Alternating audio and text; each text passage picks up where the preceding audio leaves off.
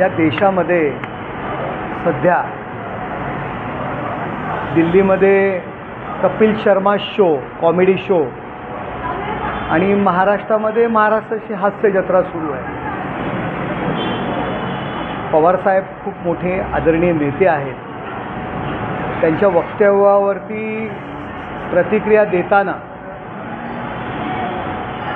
थोडा संयम बाळगावा लागतो आहे.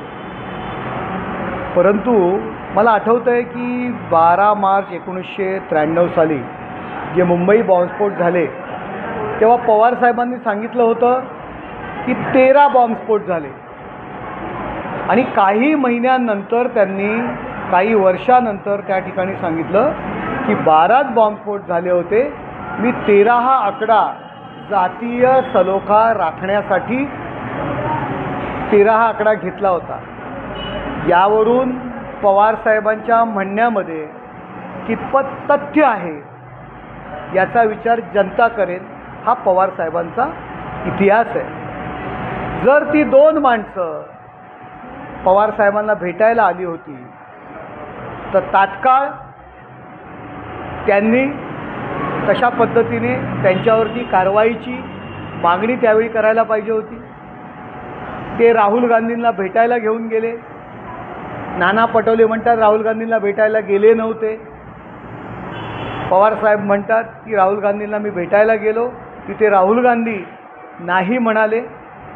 हे बघा, जनतेच्या दरबारातची जी काही निवडणूक आता आलेली आहे त्या निवडणुकीमध्ये पराभव होणार हे माहिती आहे.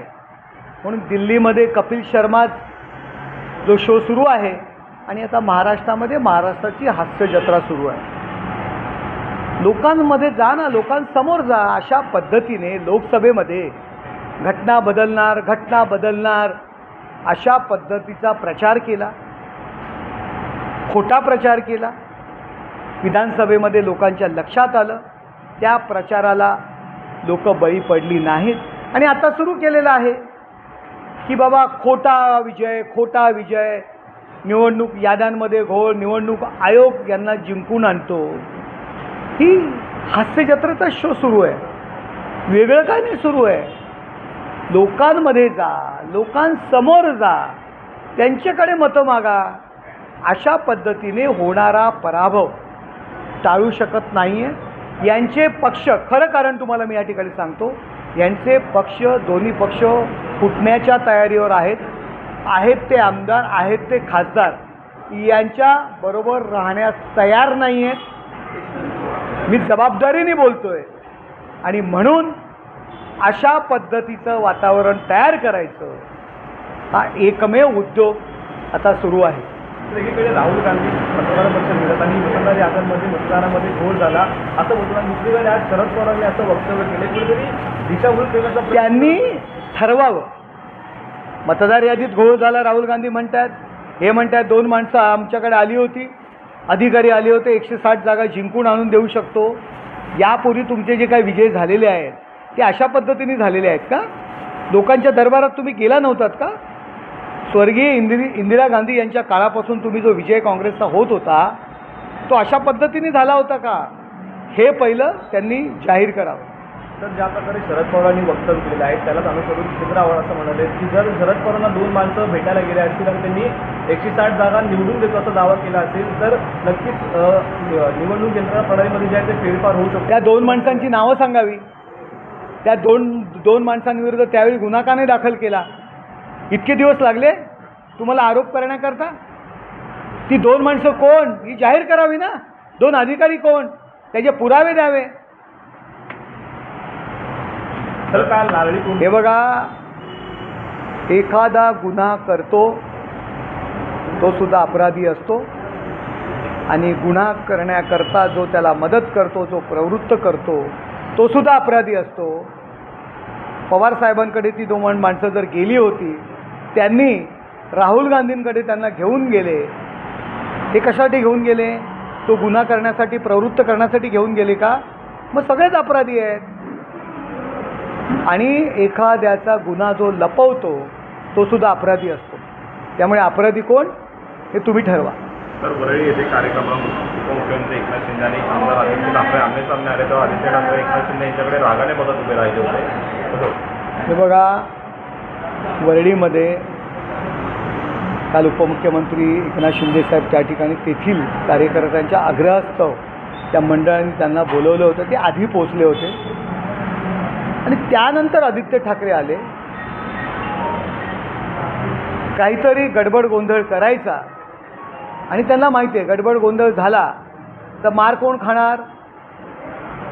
समोरचेच मार खाणार. कारण आम्ही मार खाणाऱ्यांमध्ये नाही आहोत आणि गडबड गोंधळ करायचा.